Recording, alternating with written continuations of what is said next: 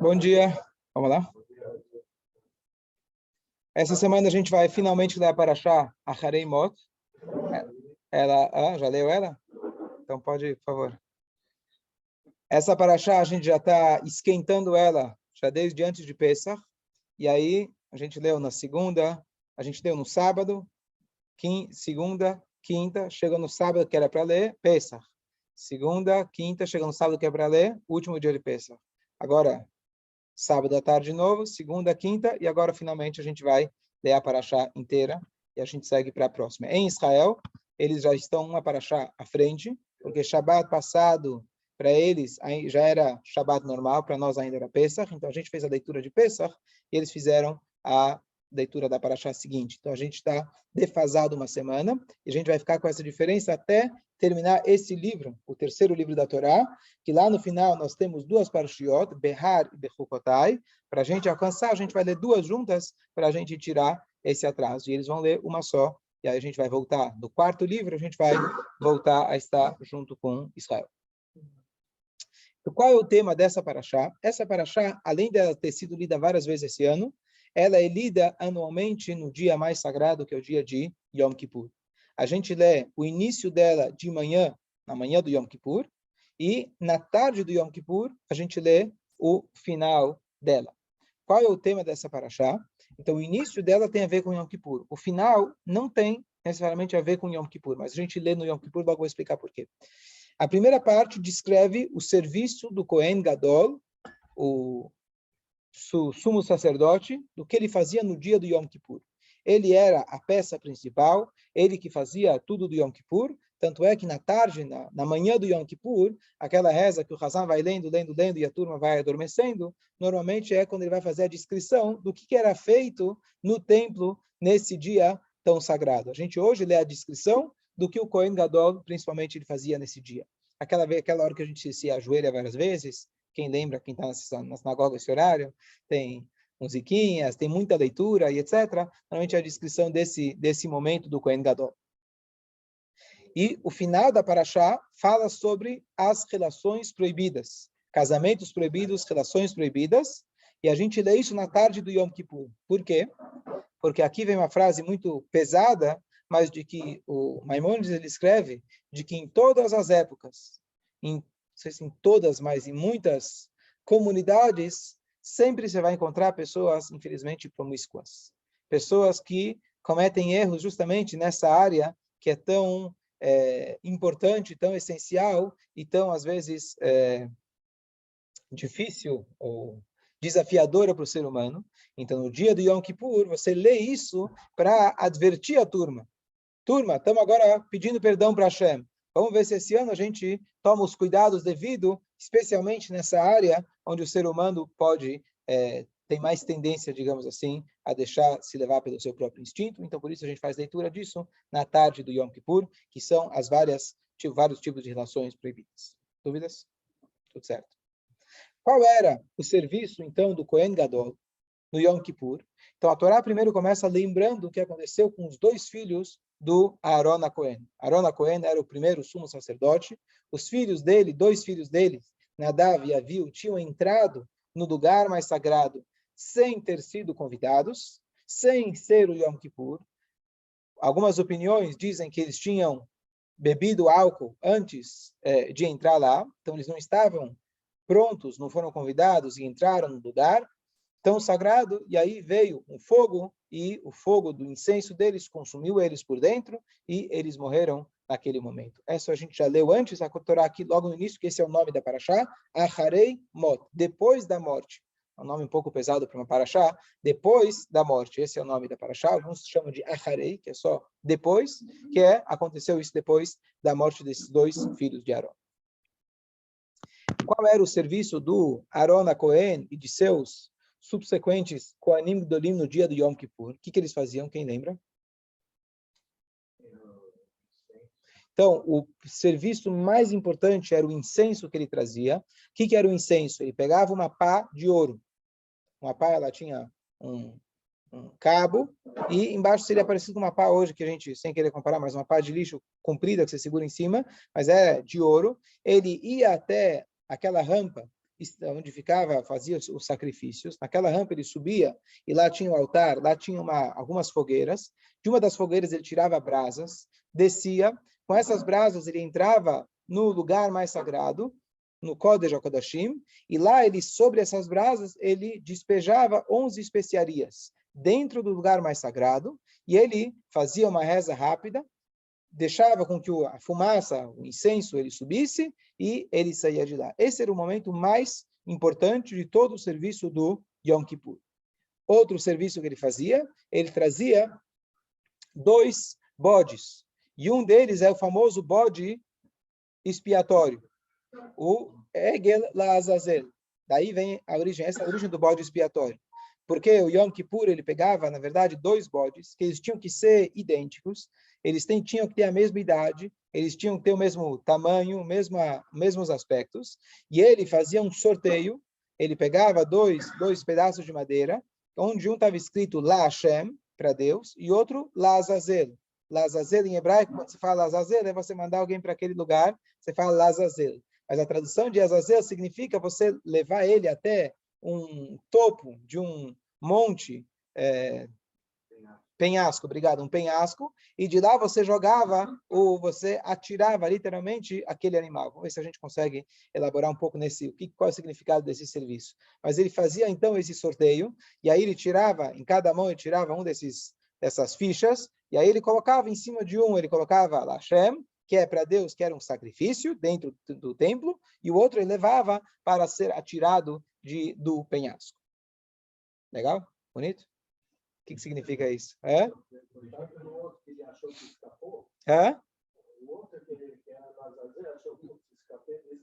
Isso. De repente, certo. Muito bom. Então, essa regra do Azazel, a primeira explicação é que a Torá assim diz e assim a gente faz. Mas qual que é a ideia? A ideia do Azazel, uma ideia eu vou falar um pouquinho do que eu sei a respeito disso, mas o que acontece todos os sacrifícios, normalmente os sacrifícios, todos os sacrifícios, com exceção de 2, eles eram feitos dentro do templo. É proibido você fazer qualquer sacrifício fora do templo.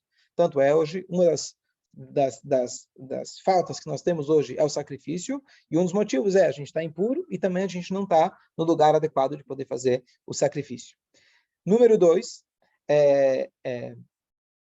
número 2 não. Qual sacrifício ele era feito fora? O único que era feito fora era a vaca vermelha, porque ele servia justamente para purificar aquelas pessoas que entraram em contato com mortos, que eles não poderiam entrar dentro da área sagrada do templo, então era feito fora para ajudar aqueles que estavam fora. Agora, esse Azazel não era um sacrifício, não se abatia, ele literalmente se atirava ele de lá, mas ele tinha o propósito, tal como a vaca vermelha está se identificando com aqueles que estão fora, com aqueles que estão impuros, e ela vai lá e ajuda eles, esse Azazel também ele está ajudando aquelas pessoas que tinham pecados. Esse Azazel ele ia, na verdade, com uma fita vermelha amarrada nele. Quando ele chegava embaixo, a fita ficava branca, representando que depois que ele foi o sacrifício, depois que ele foi atirado, Hashem, ele depositou nele toda aquela culpa, eventualmente, todas aquelas transgressões, simbolicamente, naquele animal, porque você vai pensar, coitado do animal, o que ele fez de errado? Mas o animal está lá para representar a nós, igual quando a gente faz a caparada, a galinha, você tem que pensar o que deveria estar acontecendo conosco. Então, esse animal, ele perdoava pelo povo de Israel e fazia parte do serviço do Yom Kippur. Qual que é a ideia desse Azazel um pouquinho mais profunda? Então, uma das coisas da explicação é que esse Azazel, na verdade, ele se refere também a uma força negativa muito grande. E a força negativa, especialmente no dia como Yom Kippur, o que ele quer? Ele quer acusar o povo de Israel. Qual que é o papel da força negativa? Chegar a fazer você pegar o ano todo, ele vai acumulando, e chega no final do ano e fala, tá vendo o que você fez? Eu dei um exemplo essa semana, aquele cara que fala, olha, eu tenho uma droga boa para você. Ele te faz a cabeça, te insiste, até uma hora que você fala do momento de fraqueza, fala, tá bom, eu vou com você. E aí chega e fala, traga isso aqui. E você? Não, eu não trago, isso aqui faz mal. Pega você só. É o que esse Serará faz conosco, ele faz você pecar. Ele não peca, porque Deus mandou ele fazer isso, então ele está fazendo o papel dele. Então, ele faz você pecar. E ainda, quando vai chegar, o que acontece? Sabe aquele cara que bota, Deus nos livre, a droga na tua mala? Né? Então, ele vai lá e ele vai ligar para a polícia. Tá vendo? Esse cara fumou. Esse cara, ele vendeu. Então, o que acontece? Ele vai lá no Yom Kippur e fala, tá vendo esse cara? Eu convenci ele e caiu na minha. Agora, por favor, vamos acertar as contas. Vamos ver se ele vai viver até o ano que vem. Então, essa é a função que Hashem colocou do Yetzer Hara, do mau instinto, e etc., representado pelo anjo, mesmo que ele é o mesmo anjo da morte, é o mesmo que acusa a gente, é o mesmo que incita a gente a pecar. Esse é o cara. Então, esse cara, de uma maneira simbólica, ele está com muita sede, está querendo, de alguma maneira, acusar a gente.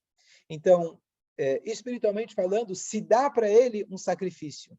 Tem um sacrifício que vai para Hashem, e tem um sacrifício que se fala para ele, olha, você está com fome? Você está querendo acusar nosso povo? Pega aqui um bode e fica satisfeito com isso. Óbvio que eu estou falando uma linguagem muito superficial, de quando a gente está falando de forças espirituais, etc., mas seria como se fosse, vamos dar um agrado a ele, e dessa forma a gente cala a boca dele, e ele fica em silêncio. Uma coisa parecida com isso que a gente tem, é de que está escrito que antes de você abater os animais, antes de você fazer a shritá, você dá água para os animais. É importante, não é essencial, mas é importante para o procedimento da shritá, isso vai facilitar depois, na hora da shritá, etc., que ele esteja bem hidratado.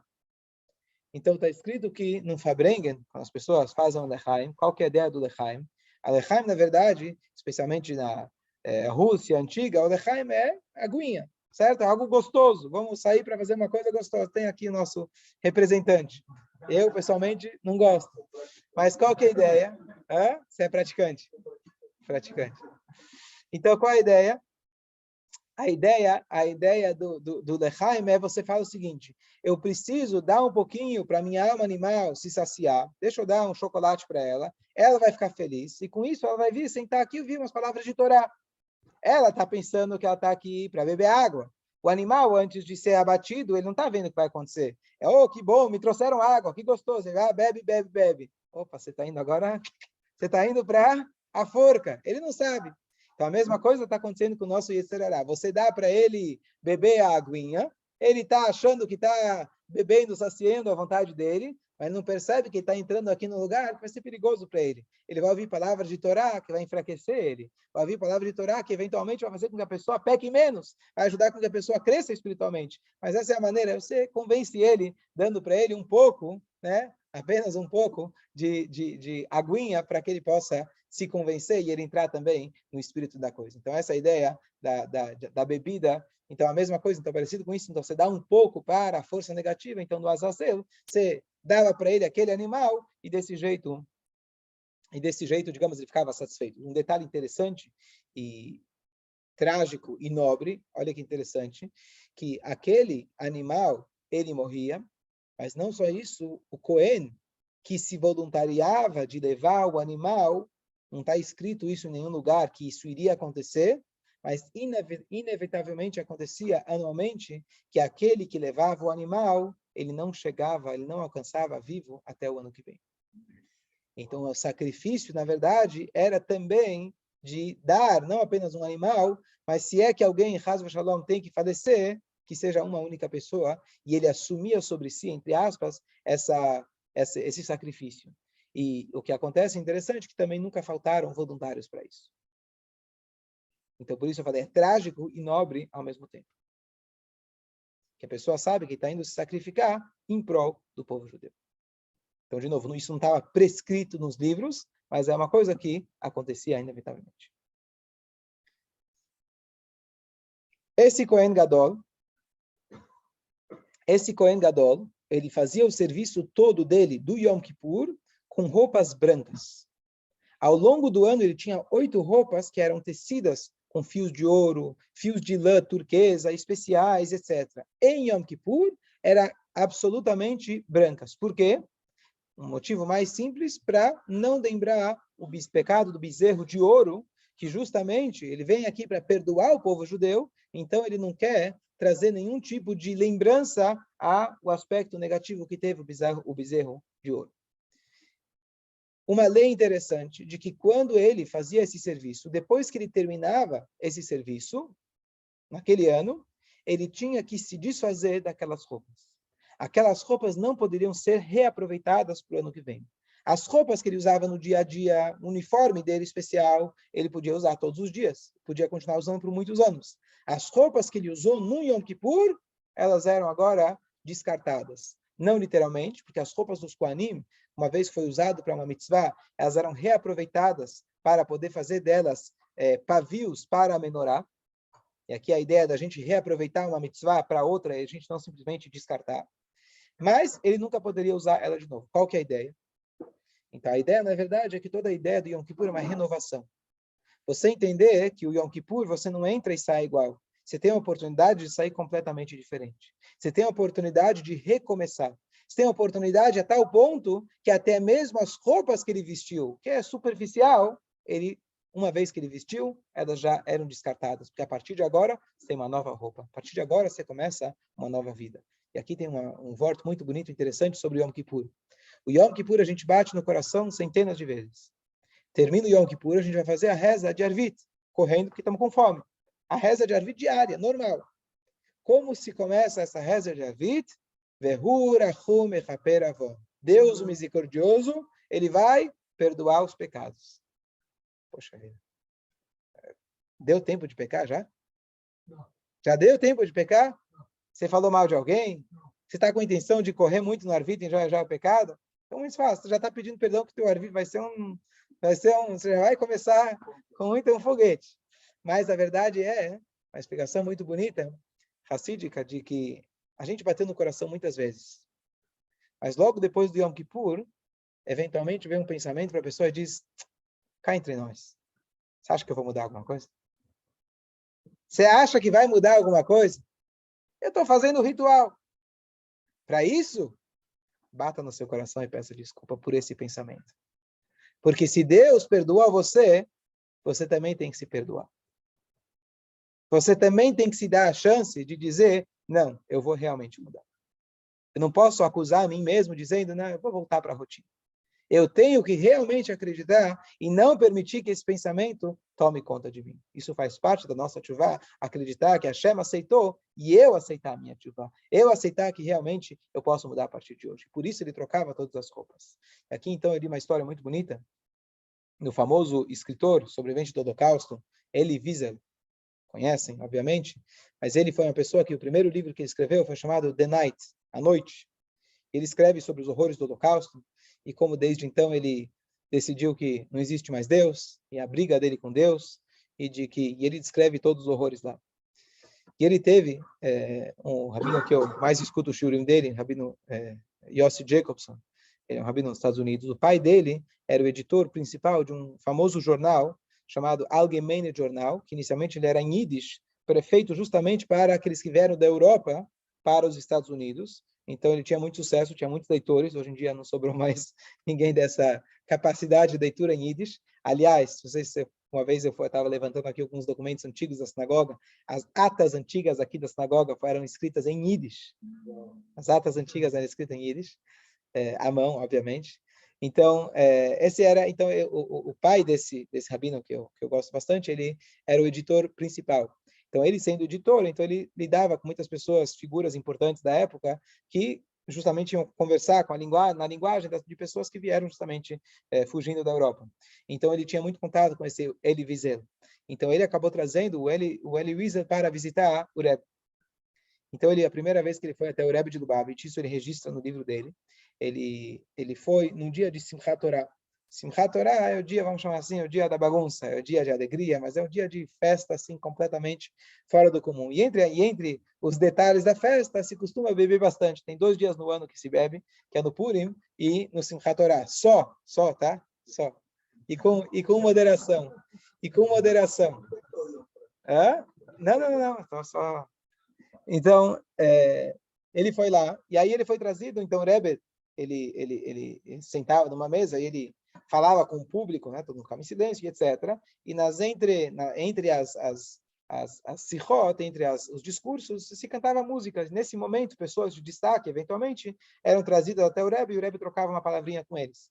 Então, nesse momento, ele foi trazido até o Rebbe, uma pessoa de muito destaque, E ele teve alguns encontros com o Rebbe, não sei se esse foi, eu falei que foi o primeiro, não sei se esse foi o primeiro, mas o Rebbe, ele falou para o Rebbe, olha Rebbe, eu sou da dinastia Vishnitz, que é uma outra dinastia hassídica. Nesse momento ele é só da dinastia, ele não era alguém praticante do judaísmo, como ele deixou bem claro no livro dele, mas eu sou Vishnitz. Ele falou, olha Rebbe, eu sou Vishnitz, eu não tenho nenhuma intenção em virar Chabad. O Rebbe falou, não tem problema, o importante é que você é um Hassid, você é um Hassid, não importa da linha. Aí o Rebbe falou para ele, o que se faz em Vishnitz, em Simchat Torah? Ele falou, se fala Lechaim. Tá bom? Então o Rebbe pegou a garrafa e serviu para ele o Lechaim. O Rebbe era russo, né? Lembrando. E aí ele falou, olha Rebbe, mas em Vishnitz a gente não toma sozinho. Querendo dizer que toma junto com o Rebbe. Em Chabad, não. O Rebbe deseja para você, você toma sozinho. O Rebbe não, você não tem essa proximidade, você vamos tomar o Lechaim junto com o Rebbe. Mas o Rebbe falou, tá bom. Então o Rebbe encheu a dele mesmo e eles fizeram o Lechaim juntos.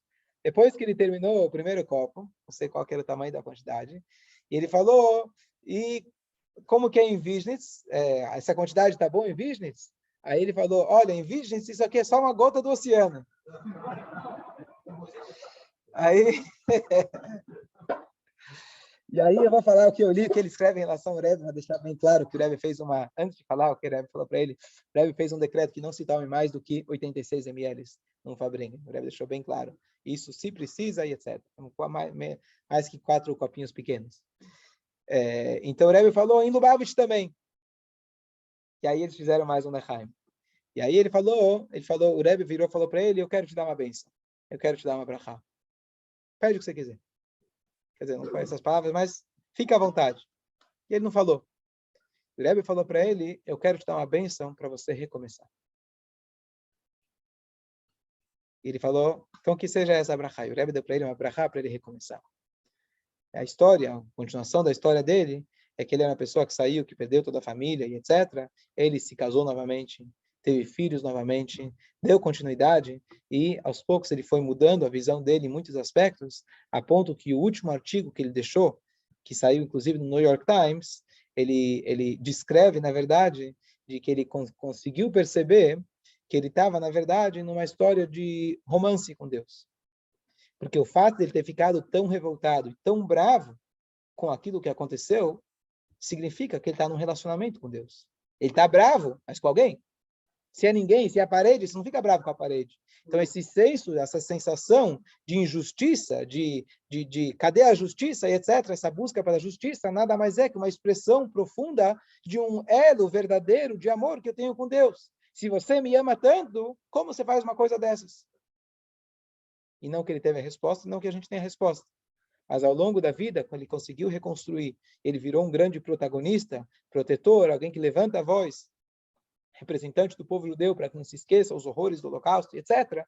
Então, ele realmente reconstruiu e ele demonstrou que a nossa vingança, né, a nossa maior vingança, não é sentar e falar, lembrar o dia do Holocausto, apenas como falar, poxa, naquele prédio lá escreveram o Holocausto e os Goyim concordam, tudo isso é muito bonito. Mas a nossa vingança é a nossa renovação. É a gente conseguir ir adiante e mostrar, como uma vez o rabino Jonathan Sachs, Alav Shalom, ele falou, de que o Rebbe, ele deu a resposta adequada para aquele homem, para aquele homem que a gente não fala o nome, que ele foi atrás dos 6 milhões para, Deus os livre, acabar com eles. O Rebbe, ele ensinou que a gente tem que ir atrás de cada Yehudi para resgatar ele, para despertar ele, lembrar quem ele é. Então, isso que o Kohen Gadol ele fazia no Yom Kippur, que ele trocava as roupas dele, é, na verdade, a lição para a gente, tão bonita dessa semana, que a gente tem que estar pronto a cada dia para a gente se renovar. Sim, aconteceram coisas, sim, acontecem coisas. Por minha opção ou por força maior, as coisas vão acontecendo, sim. Mas a cada dia a gente tem a força de tirar aquela roupa, descartar aquela roupa e começar novamente. Bom dia a todos, Gui Chaves.